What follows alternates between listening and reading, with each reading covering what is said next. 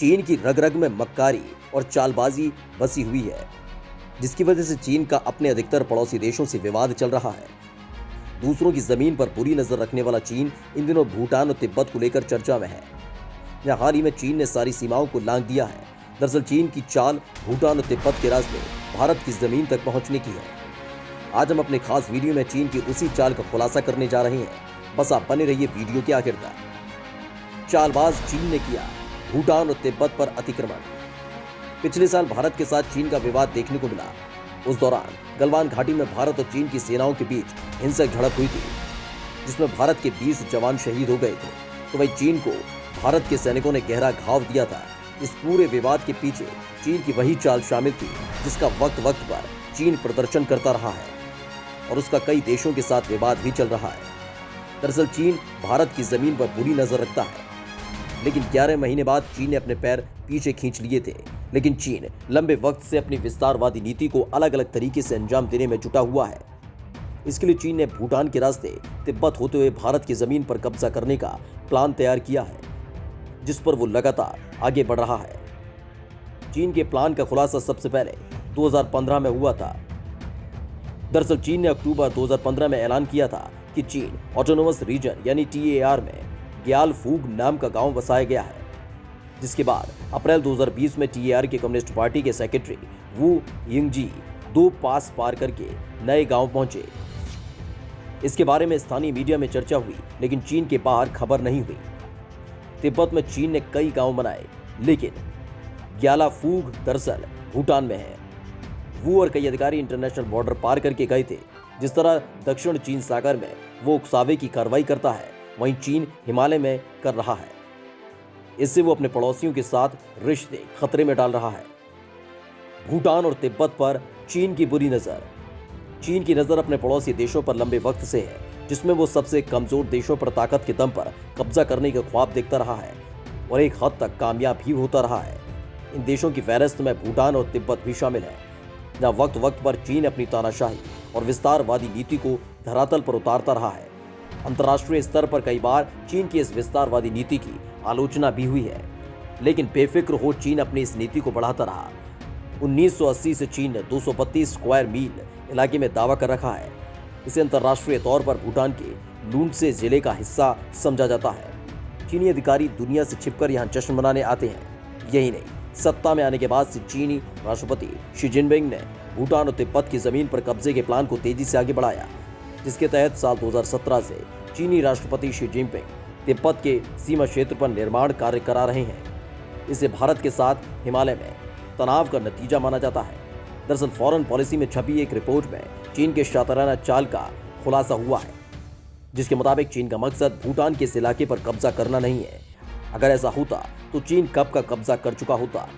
दरअसल वक्त वक्त पर इस तरह की घटनाओं के जरिए चीन भूटान पर दबाव की नीति अपना रहा है। रिपोर्ट में खुलासा हुआ है कि चीन को भूटान का ये इलाका नहीं चाहिए।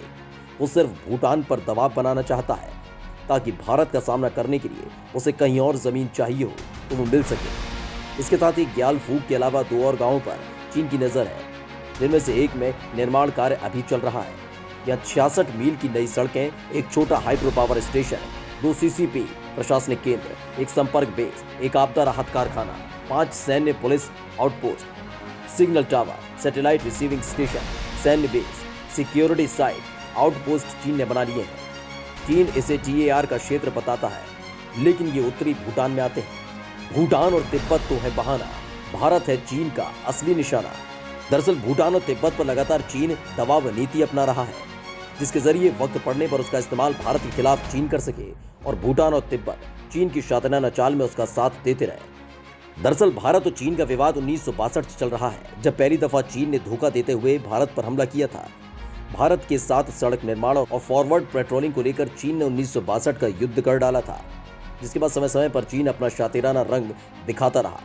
1967 और 1987 में सेनाओं के बीच झड़प हो गई थी। यही नहीं, पिछले साल जून में गलवान घाटी में चीन और भारत की सेनाएं आमने सामने आ गई थी, जिसमें 20 भारतीय जवान शहीद हो गए थे और चीन को अच्छा खासा नुकसान हुआ था। वहीं चीन अब भूटान में पूरा गांव बसाकर अपनी बढ़ती आक्रामकता दिखा रहा है। यही नहीं, चीन भूटान के साथ समझौते का उल्लंघन भी कर रहा है। भूटान ने पहले भी इस तरह की गतिविधियों का विरोध पेइचिंग के पास दर्ज कराया है। उत्तरी भूटान में चीन ने 3 जगहों पर दावा ठोका है, पश्चिम में 4 और पूर्व में साकतेंग पर। उत्तर में बेयूल, खेन पोजोंग और मेनचुमा घाटी में अपना दावा बताता है। चीनी नक्शे में चाकजोंग को भी चीन का हिस्सा दिखाया गया है। 1990 से चीन भूटान के लिए 495 स्क्वायर किलोमीटर की जमीन छोड़ने का ऑफर दे रहा है, बशर्ते भूटान डोकलाम, चरीथान, सिंचिलुंगपा, ड्रमाना और शकाटो में 269 किलोमीटर की जगह छोड़ दे।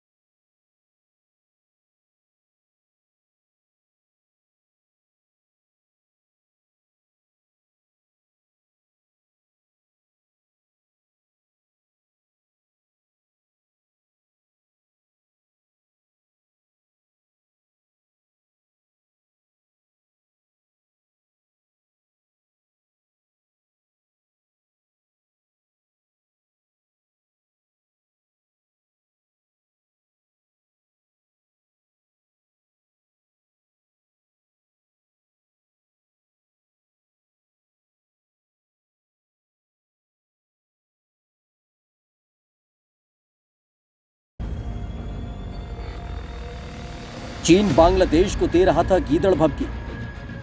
बांग्लादेश ने किया ऐसा पलटवार, उड़ गए जिनपिंग के होश। क्वाड गठबंधन में शामिल होने को लेकर बांग्लादेश को धमकी देना चीन को भारी पड़ गया। बांग्लादेश ने उसे ऐसा करारा जवाब दिया है कि दोबारा शायद ही वो धमकी देने के बारे में सोचे। चीन ने अमेरिका और भारत वाले क्वाड गठबंधन को लेकर बांग्लादेश को चेताया था। उसने कहा था कि यदि ढाका बीजिंग विरोधी इस क्लब का हिस्सा बनता है तो द्विपक्षीय संबंधों को भारी नुकसान होगा। चीन के रक्षा मंत्री जनरल वेई फेंग की यात्रा के बाद बांग्लादेश में चीन के राजदूत ली जिमिंग ने यह बयान दिया था। एक डिजिटल बैठक में बोलते हुए चीनी राजदूत ली जिमिंग ने कहा था कि बांग्लादेश के लिए 4 देशों के इस छोटे से क्लब यानी क्वाड में शामिल होना निश्चित रूप से सही विचार नहीं होगा। इससे द्विपक्षीय संबंधों को भारी नुकसान होगा। उन्होंने कहा था कि क्वाड एक छोटा कुलीन समूह है जो चीन के विरुद्ध काम कर रहा है। उन्होंने एक तरह से बांग्लादेश को धमकी दी थी कि यदि क्वाड का हिस्सा बना तो गंभीर परिणाम हो सकते हैं। चीनी राजदूत की इस धमकी का बांग्लादेश के विदेश मंत्री डॉक्टर ए.के. अब्दुल मोमीन ने करारा जवाब दिया है। मोमीन ने इसे बहुत दुर्भाग्यपूर्ण और आक्रामक बताया। साथ ही कहा कि बांग्लादेश गुट, निरपेक्ष और संतुलित विदेश नीति को मानता है और खुद तय करता है कि उसे करना क्या है। मोमीन ने पत्रकारों से बात करते हुए कहा कि हम स्वतंत्र और संप्रभु देश हैं। हम खुद अपनी विदेश नीति तय करते हैं। कोई दूसरा देश केवल अपना रुख बता सकता है। मोमीन ने कहा कि उन्होंने पहली बार किसी चीनी राजनयिक से ऐसी बात सुनी है। बांग्लादेश चीन की तरफ से ऐसे बर्ताव की उम्मीद कतई नहीं करता है। बांग्लादेश के विदेश मंत्री ने कहा कि चीनी राजदूत एक देश का प्रतिनिधित्व करते हैं। वह जो कहना चाहते हैं कह सकते हैं। हो सकता है कि वे ना चाहते हैं कि बांग्लादेश क्वाड का हिस्सा बने। साथ ही मोमीन ने कहा कि अभी तक क्वाड के किसी भी सदस्य ने बांग्लादेश से संपर्क नहीं किया है। वहीं समाचार agency United news of Bangladesh ने विदेश मंत्री के हवाले से कहा कि राजदूत ली जिमिंग ने जल्दबाजी में टिप्पणी की। वहीं ए.के. अब्दुल मोमीन का कहना है कि जब पिछले महीने ढाका की यात्रा के दौरान चीनी रक्षा मंत्री जनरल वेई फेंगिंग ने क्वाड के प्रति बीजिंग के रवैये के बारे में बताया था, तब हमने उनकी बात सुनी लेकिन कोई टिप्पणी नहीं की। उस दौरान चीन के रक्षा मंत्री ने बांग्लादेश के राष्ट्रपति अब्दुल हमीद से कहा था कि बीजिंग और ढाका को इस क्षेत्र में बाहरी शक्तियों को सैन्य गठबंधन बनाने से रोकने के लिए मिलकर प्रयास करने चाहिए। उन्होंने दक्षिण एशिया में बाहरी प्रभुत्व को रोकने के लिए मिलकर काम करने के लिए बांग्लादेश से अपील की थी। क्वाड से चीन के उड़ रहे हैं होश। क्वाड्रिलेटरल सिक्योरिटी डायलॉग यानी क्वाड समूह का 2007 में गठन किया गया था, जिसमें अमेरिका, जापान, ऑस्ट्रेलिया और भारत शामिल है। लेकिन चीन को लगता है कि इस समूह में बांग्लादेश को लाने की कोशिश हो रही है। बीजिंग इस गठबंधन को अपना प्रतिद्वंदी मानता है। वो नहीं चाहता कि बांग्लादेश इस गठबंधन में शामिल हो। हालांकि बांग्लादेश ने इस बात से इनकार कर दिया है कि उसे इस गुट में शामिल होने के लिए संपर्क किया गया। चीन को लगता है कि भारत, अमेरिका, ऑस्ट्रेलिया और जापान मिलकर उसके खिलाफ रणनीतिक साजिश रच रहे हैं, जिसकी वजह यह है कि संगठन दूसरे मुद्दों के साथ समुद्र में चीन के बढ़ते वर्चस्व पर भी रोक लगाने की तैयारी में है। चीन इसे एशियाई नाटो के तौर पर देख रहा है। चीन को लगता है कि क्वाड देश चीन के आसपास के समुद्र में अपना वर्चस्व बढ़ाना चाहते हैं। इस गुट को चीन हमेशा से अमेरिका की साजिश मानता है। इससे भी ऊपर क्वाड को चीन के बेल्ट एंड रोड इनिशिएटिव के विरोध के रूप में भी देखा जाता है।